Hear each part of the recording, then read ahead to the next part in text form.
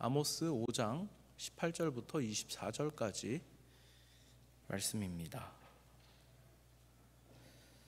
우리 함께 한 목소리로 합독하겠습니다. 합독합니다. 화 있을진저 여호와의 날을 사모하는 자여, 너희가 어찌하여 여호와의 날을 사모하느냐? 그날은 어둠이요 빛이 아니라 마치 사람이 사자를 피하다가 곰을 만나거나 혹은 집에 들어가서 손을 벽에 대었다가 뱀에게 물림 같도다.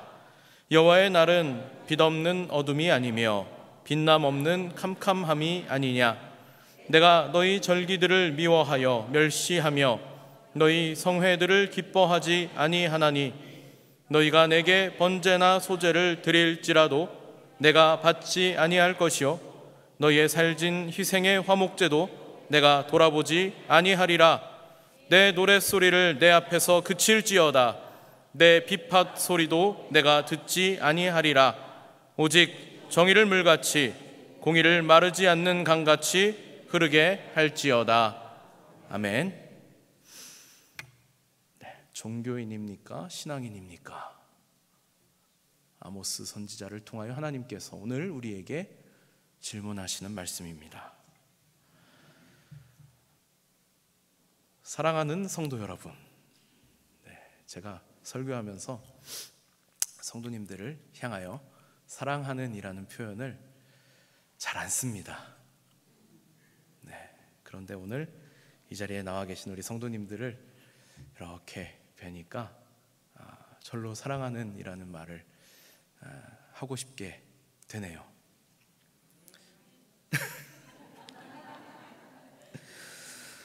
오늘날 우리가 참 이 신앙이라고 하는 말을 가볍게 사용하고 있는 것은 아닌가 이런 생각을 해봅니다.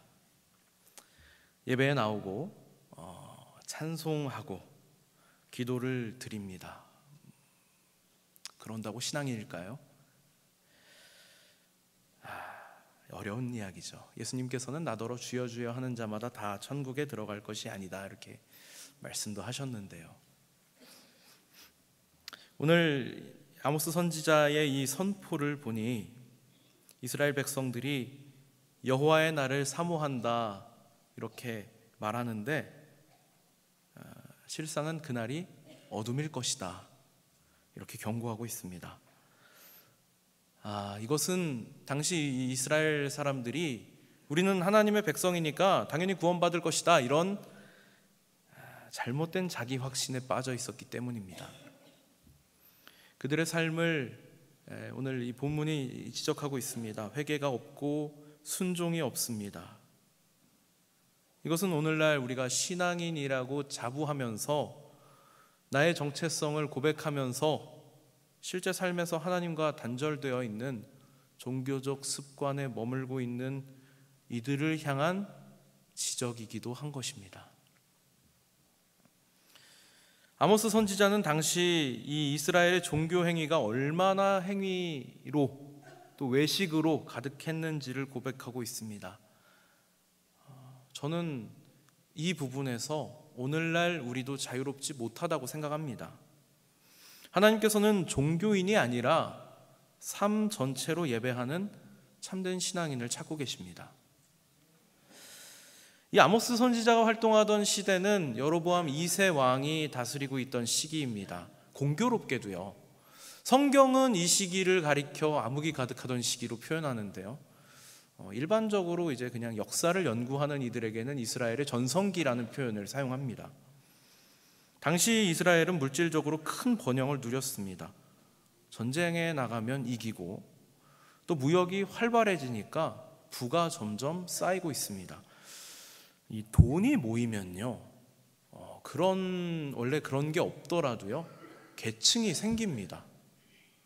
그러니까 아무래도 부를 축적하는 사람들이 물질적으로 좀 부족한 이들과 비교해서 실제로는 우리 계급 없다 이렇게 말을 하더라도 계층이 생기죠. 오늘날 우리 대한민국 사회도 사실은 우리 민주사회는 평등이 원칙인데 정말 평등한지 사실 잘 모르겠잖아요. 그죠? 돈 많은 사람이 왠지 힘이 많은 것 같고 이스라엘이 그런 상황입니다. 빈부격차로 인하여서 사회적 불의가 점점 심해지고 있습니다. 돈 많은 사람은 재판에 유리한 판결을 받게 되고, 가난한 이들은 착취를 당하고 사치가 막 극에 달하고 있습니다. 사회 지도층이라고 할 만한 이들은 사치를 부리는데 자기 집을 마치 궁궐과 같이 꾸며놓고 살고 있다고 그렇게 지적을 하는 거예요. 그런데 이런 사회 속에서 여전히 종교 행위로 충실하고 있다라는 것입니다. 그러니까 문제는 뭐냐면요, 우상 숭배자들도 문제지만 삶이 전혀 신앙인답지 않으면서 나는 지금 예배를 하고 있다고 생각을 하는 게 문제이기도 한 겁니다. 지금 이 이스라엘 사람들은요, 이렇게 사회적으로 하나님 말씀에 합당하지 않은 삶을 살고 있으면서 자기들이 제사를 드리고 있고 수많은 제물들을 드리면서 하나님이 우리를 이렇게 부유하게 하시지 않았냐, 이게 하나님 주신 복이 아니면 뭐냐, 이런 말을 하고 있는 것입니다. 그런데 하나님 뭐라고 말씀을 하십니까? 이들이 드리는 예배는 받지 않으시겠다 하시는 것입니다. 오늘 본문을 보니까 하나님 이렇게 말씀을 하십니다. 내가 너희 절기들을 미워하여 멸시하며 너희 성회들을 기뻐하지 아니하나니 너희가 내게 번제나 소제를 드릴지라도 내가 받지 아니할 것이요 너희의 살진 희생의 화목제도 내가 돌아보지 아니하리라. 내 노랫소리를 내 앞에서 그칠지어다 내 비파 소리도 내가 듣지 아니하리라. 아멘. 여러분 한번 생각해 보세요. 우리가 열과 성을 다해서 하나님 앞에 예배하고 있는데 갑자기 하나님께서 음성을 들려주시는 겁니다. 그만해라, 안 받겠다. 생각만 해도 두렵습니다.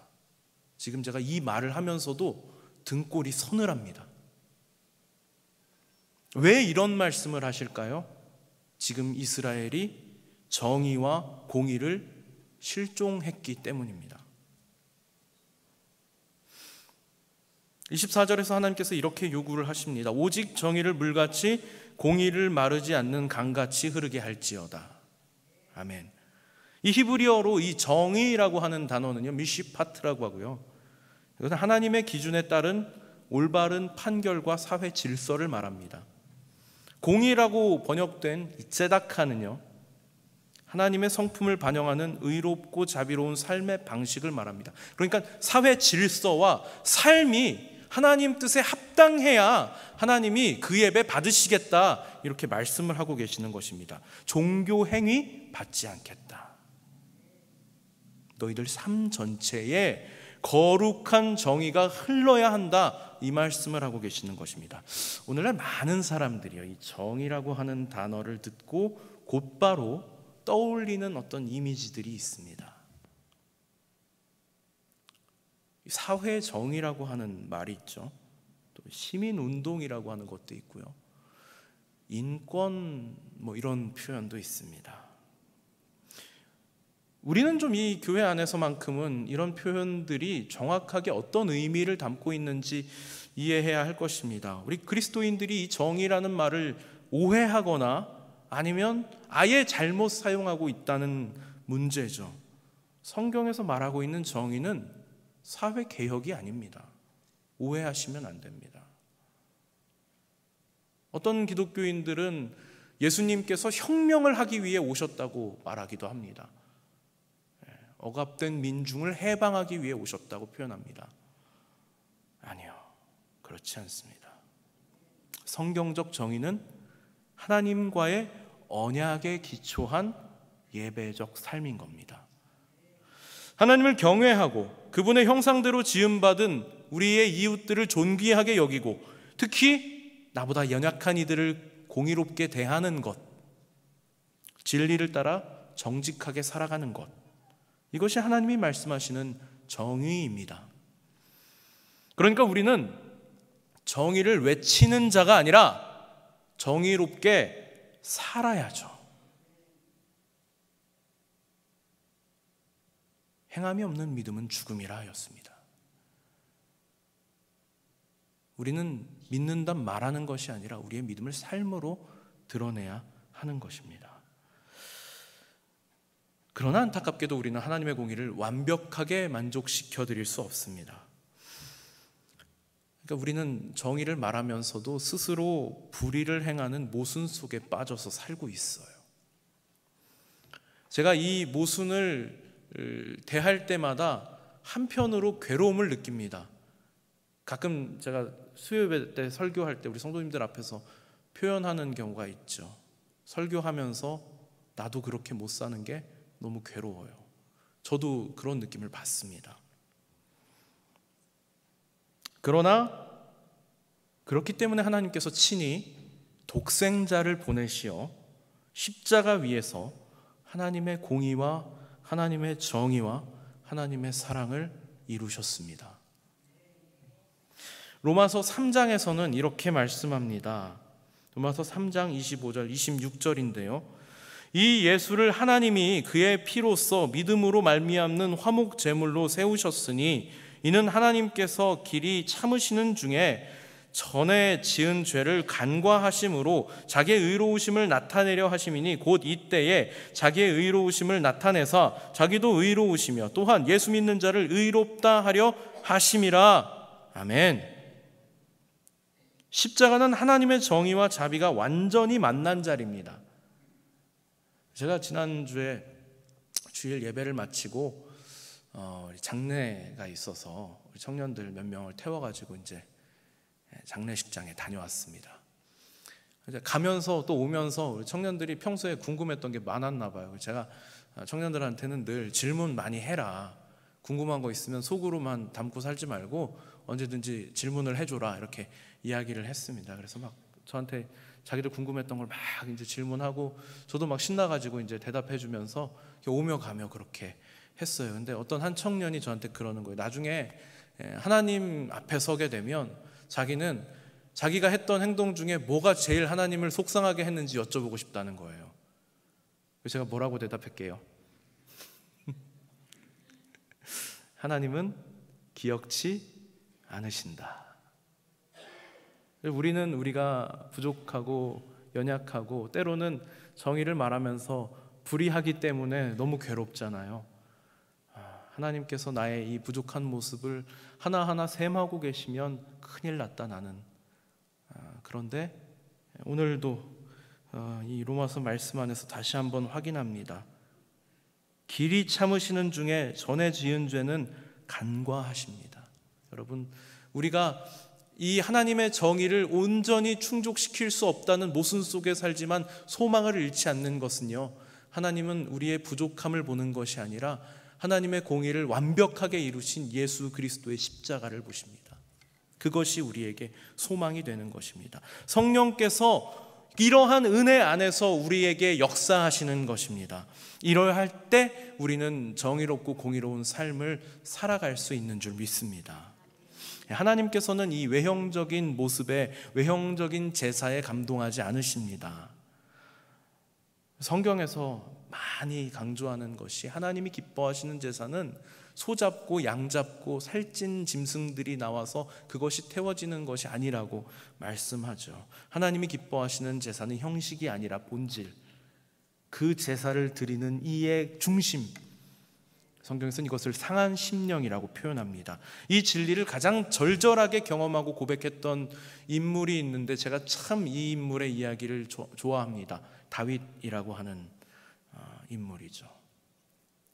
하나님께 많은 은혜를 받았습니다. 하나님께 참 그리고 신실하게 행동하고 살았죠. 그런데 그러한 다윗도 넘어져요. 우리가 잘 알고 있는 밧세바 사건으로 인하여서 하나님 앞에 깊은 죄를 범합니다. 처음엔 다른 이의 여인을 탐하고 부정을 저지르고 자신이 저지른 부정을 덮기 위해서 결국엔 살인을 저지르죠. 선지자가 찾아와서 책망할 때 그가 하나님 앞에 무너져 회개하는 장면이 시편 51편에 나오는데요. 사실은 이제 율법이 요구하는 바대로라면 율법에서 이 짐승 잡는 제사들의 종류들이 있잖아요. 속죄제, 속건제, 화목제, 번제 다 드려야 됩니다. 이거 남의 것을 탐하고 그것으로 인해서 하나님 앞에 범한 죄는 속죄제로 드려야 하고, 타인의 것을 뺏었으니까 그것을 보상하고 속건제를 드려야 합니다. 그리고 나서 이제 깨진 하나님과의 관계를 화목하기 위하여선 화목제를 드려야 하고요. 죄 용서 받았으니까 하나님 앞에 번제를 드려야죠. 근데 다윗은 그렇게 하지 않습니다. 침상을 적시며 울며 이렇게 고백합니다. 주께서는 제사를 기뻐하지 아니하시나니 그렇지 아니하면 내가 드렸을 것이라. 주는 번제를 기뻐하지 아니하시나이다. 이스라엘 백성들이 저지르고 있었던 실수와 비교해 보세요. 그들은 하나님의 법을 멸시하면서 나는 잘하고 있잖아, 하나님 복 주셨잖아, 이렇게 예배하고 있잖아 라고 말하고 있는데 다윗은 그렇지 않습니다. 죄를 덮기 위한 형식적인 제사는 아무 효력이 없다는 것을 다윗은 알고 있습니다. 하나님께서 구하시는 제사는 상한 심령이라. 하나님이여 상하고 통회하는 마음을 주께서 멸시하지 아니하시리이다. 아멘. 여기서 다윗이 말하는 이 상한 심령은 슬픔의 감정이 아닙니다. 여러분 오해하시면 안 돼요. 제가 특별히 우리 그리스도인들이 경계해야 하는 태도 중에 하나가 뭐냐면요, 자기 연민입니다. 슬픔에 빠져가지고 자기를 애틋하게 바라보는 시선은 경계해야 마땅합니다. 이 상한 심령은 슬픔의 감정이 아니에요. 자기 죄를 깊이 깨닫고 하나님 앞에 내가 얼마나 철저하게 무기력한 존재인지를 고백하는 자세인 것입니다. 은혜 아니면 나에겐 아무 소망이 없습니다를 하나님 앞에 고백하는 태도가 바로 상한 심령인 것입니다. 그리고 이것을 하나님 앞에 드릴 때 하나님이 기뻐하시더라 라는 말씀이죠. 놀라운 건요, 이 회개는 개인의 감정으로 끝나지 않았다는 겁니다. 다윗은 이 회개의 고백 이후에 하나님 나라의 회복을 구합니다. 주의 은택으로 시온의 선을 행하시고 예루살렘 성을 쌓으소서. 그때에 주께서 의로운 제사와 번제와 온전한 번제를 기뻐하시리니 그때에 그들이 수소를 주의 제단에 드리리이다. 아멘. 하나님과의 관계가 회복되고 나니까요, 이제 진정한 예배와 제사가 회복될 수 있다는 것을 고백하는 것입니다. 이것이 오늘 우리가 본문에서 확인한 하나님이 찾으시는 정의와 공의가 흐르는 예배의 자세인 것입니다. 하나님은 제사의 형식을 원하시는 것이 아닙니다. 상한 심령과 삶의 열매가 흐르는 제사를 기뻐 받으시는 것입니다. 우리도 스스로를 하나님 앞에 돌아볼 필요가 있습니다. 여러분, 우리는 과연 종교인일까요? 신앙인일까요?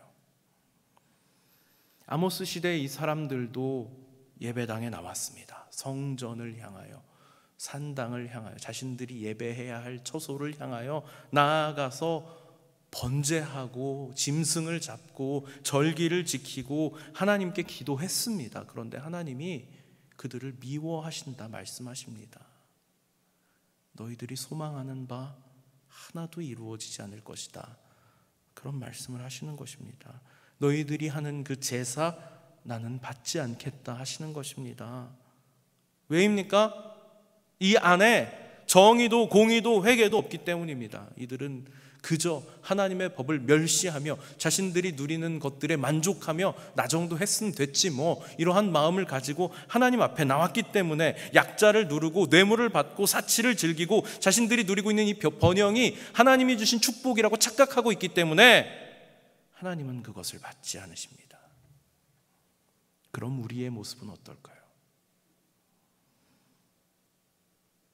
가정에서 자녀와 배우자를 향하여 무례한 언어를 아무렇지 않게 사용하고 계시진 않습니까? 교회 나와서는 정중한 신자처럼 행동하지만 여러분의 삶에 매너가 상실된 삶은 아닌지요? 뒷말과 편가르기로 이익을 구하면서 말로만 정의를 구하고 있지는 않으십니까? 경제적 여유를 하나님의 축복이라 말하면서도 어려운 이웃의 필요에 무관심하시지 않으셨습니까? 내가 옳다고 믿는 것을 정의로 포장하면서 오히려 하나님의 뜻을 왜곡하고 있지는 않으십니까? 돌아봐야 합니다.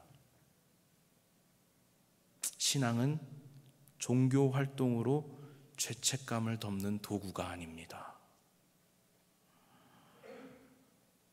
일주일 동안 내 맘대로 살다가 주일날 하나님 앞에 나와가지고 하나님 한번 봐주세요 하고 돌아가서 산뜻한 마음으로 한 주를 다시 시작하라고 있는 것이 아닙니다.